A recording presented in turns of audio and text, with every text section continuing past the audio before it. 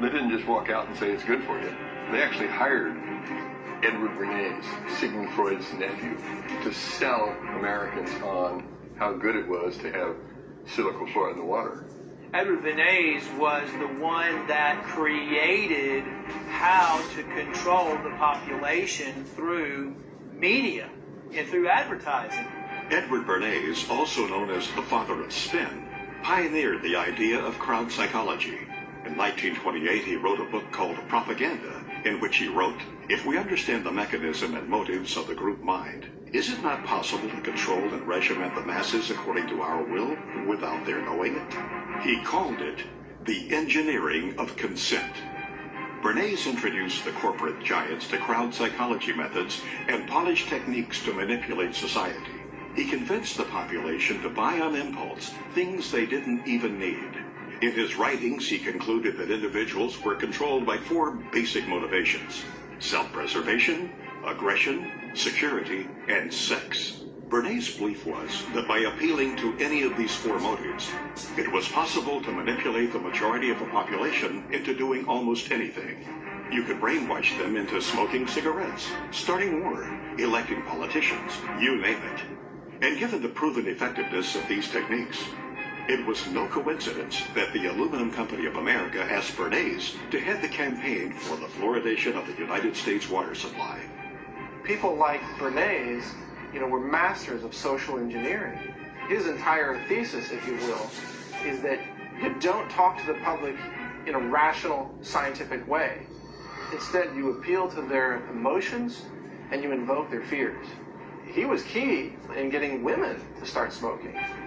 He positioned cigarettes as being sexy and individualistic and, power to the woman. That was the framing of why women should start smoking. A consumerist culture was born, and the United States government took notice. U.S. agencies soon adopted Bernays' techniques of manipulation to manufacture the fear of ever-present danger in the minds of the people, to give those in power greater control of what Bernays called the mass mind. He went on to propose in his book Propaganda, those who manipulate this unseen mechanism of society constitute an invisible government, which is the true ruling power of our country. We are governed, our minds are molded, our tastes formed, our ideas suggested, largely by men we have never heard of. This statement holds just as true today as it did in the 20s when Bernays first wrote it. Throughout medical science, including dentistry, poison-producing corporations have always been able to infiltrate major institutions and dominate their narrative. When Christopher Bryson was writing this book, The Fluoride Deception, he reached out to Edward Bernays. Bernays said it was child's play to convince the American public that fluoride was good for them. While the official narrative rang, the case for fluoride had been proven. Some people weren't so quick to jump on the fluoridation bandwagon. Because fluoride had been used for years as a rat poison, to kill coyotes, to kill cockroaches. Some of those opposing fluoridation were in fact dentists. And because of their advocacy for safe water, they were censored by the American Dental Association. If they worked for the Public Health Service, they got fired. If they were team players and kept their mouths shut, they got to keep their job. So out of fear, many people who knew better remained silent. The true story behind water fluoridation can be hard to swallow. The facelift performed on fluoride dating back more than 60 years ago has misled generations. Instead of conjuring up the image of a crippled worker or a poisoned forest, we see smiling children. As a new generation arises, we must sound the alarm yet again. To those who have ears to hear, this film is meant to be a warning. This film will prove beyond a shadow of a doubt that fluoride is a deadly poison being added to our water supply. It will further prove that the chemical commonly known as fluoride is the only chemical added to public drinking water to treat you, the individual, rather than the water. The information presented in this film can change your life. It can help protect your health and the health of your loved ones. It will lay out the real facts behind water fluoridation. It will expose the hidden hand behind the curtain, pulling the levers of industry, corporate profit, and public perception. Fluoridation is neither safe nor effective, but rather a fraud. And honestly, one of the biggest hoaxes ever perpetrated in human history. To say things like tobacco is harmless, fluoride is harmless. Agent Orange is harmless, they say. DDT was harmless. That's this, right? Yeah, GMOs now, they say, are harmless. This is a long history of science selling out to corporate interests while the people are systematically poisoned. And to this day, people still believe fluoride is safe in the drinking water, and the majority of dentists still believe it's safe to put in toothpaste and to put in different types of compounds. Most people in America are persuaded that everybody fluoridates their water. And if you're living in a town like Albany or Long Island or Ithaca or somewhere, but the vast majority of the population of the world does not drink fluoridated water. Most of the countries do not fluoridate their water. Only about 30. The countries now that have banned the use of fluoride, China, Austria, Belgium, Finland, Germany, Denmark, Norway, Sweden, the Netherlands, Hungary, and Japan. All these countries have said that fluoride, number one, is ineffective and toxic and should not be used. We are still using it. There's something wrong here. I think it's time that we become aware and do something about it. How come our country that's supposed to be, quote, so smart, uses it? Well, there's something going on here. What does the European Union know that we don't know? Nothing. Nothing. They know the same thing, that's why, but the difference is they're not getting paid off and we are, and so therefore, this is what the only thing I can come up with, because they both have the same facts. They both have the same facts. Fluoride is toxic. Fluoride is not helping your teeth. If it was really helping your teeth, why do we have all these dental problems? It's not at all. How come you can go to primitive societies around the world that never had even seen fluoride, and they have perfect teeth? Why are we having all these learning disorders? How come we're having autism? We're having all these things we never had before. Well, why don't we ask that question and answer it honestly? Answer it honestly.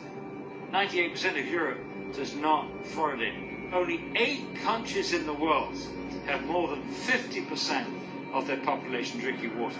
America, Australia, New Zealand, Ireland, Israel, Singapore, Malaysia, and Colombia. Only 8. I think Europeans have come to their senses on several issues, not all of them, but on many, GMOs being one of them and fluoride being another. They've rejected these things because they're looking at the evidence. America tends to be way behind the curve on really recognizing reality in the realm of fraudulent hoax science. Our CDC and the liars in Washington, D.C. have only had success in countries that speak English for the vast majority of the disposal of their hazardous waste product. That means that you and I and our children in the United States are the largest consumers of hydrofluosilicic acid. Call it what it is. Hydrofluosilicic acid. What is that? Hydro's water, fluo, fluoride, silicic, sand, and it's missing an electron. It's acidic. It'll kill you. You take your hand, dip it in like that, and you're going to die. Hydrofluosilicic acid does not occur in nature. It's a man-made molecule. And it eats through concrete, glass, stainless steel, fiberglass, plastic. You name it, it'll eat it. So why are we putting that in the water? First tonight, hazmat crews from all across our area responded to a chemical leak this afternoon in Rock Island. The chemical was so strong that it was burning through the concrete there. News 8's Christy Mergenthal has the latest. It was just before 1 o'clock Thursday afternoon when hazmat crews were called to the Rock Island water treatment plant for a chemical spill coming from this tanker truck. The chemical hydrofluorosilicic acid is used to add fluoride to the plant's water. After several hours, crews were able to clean up the leak, allowing operations to return to normal. They had to cordon off the area, obviously, but as far as the treatment of the water and the amount of water being used by the public, there's no effect on that at all. Now, that acid that did spill out is a chemical that they actually use every single day here at the water treatment plant. It adds fluoride to the water. Reporting live in Rock Island, Christy Mergenthal, WQAD Quad Cities News 8. That's how they transport it. It's extremely aggressive. It'll eat through almost anything, including concrete. What is labeled fluoride is not naturally occurring fluoride like you might find in the ground.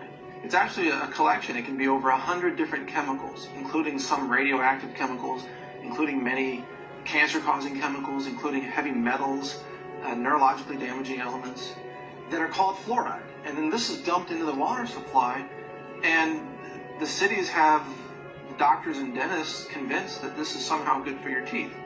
Fluoride is really a clever way for industry, the mining industry, the chemical processing industries, aluminum smelting and processing industries, to eliminate their toxic industrial waste without having to pay for it to be handled as industrial waste. They just slap a new label on it, fluoride. They sell it to cities, and the cities dump it into the water supply. Basically, is a hazardous waste byproduct of the manufacture of phosphate fertilizer. It's a mining byproduct. They dig up this rock. This rock is no good, as is. So you mix it with sulfuric acid, and this produces soluble phosphate.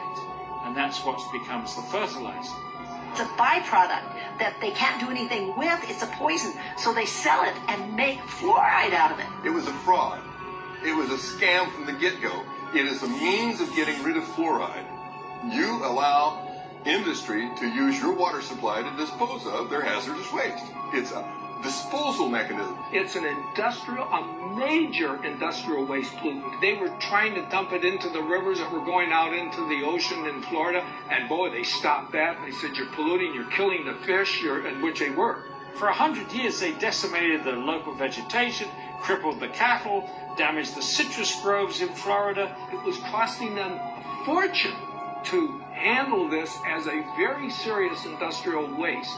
And so they're helping Cargill get rid of their hazardous waste problems. Cargill is the largest privately owned corporation in the world. They were also the largest producer of hydrofluorosilicic acid.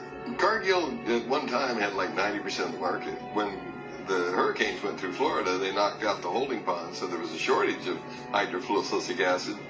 And so they reached out to the rest of the world, and now we get it from Mexico and Japan and China, because none of those countries allow fluoride in the water supply. They don't put it in at all. So it obviously is piling up in those countries. I don't think we need to be helping other countries out with their disposal of fluorosilicic acid. Fluoridation is the worst recycling practice in the world. So I support recycling. But to take the hazardous waste from the phosphate fertilizer industry, which cannot be dumped into the sea by international law, and cannot be used locally because it's too concentrated, and to take that product and put it into our public drinking water is sheer lunacy. It's bizarre. I mean, George Orwell, Kafka could have written this play. It's lunacy. There are 250,000 tons dumped annually in the water supply. Does that sound like a big figure to you? If you had 1 ton and were worth over $1 million, you'd be a poor person by the time you got rid of that ton. It's extremely expensive to get rid of.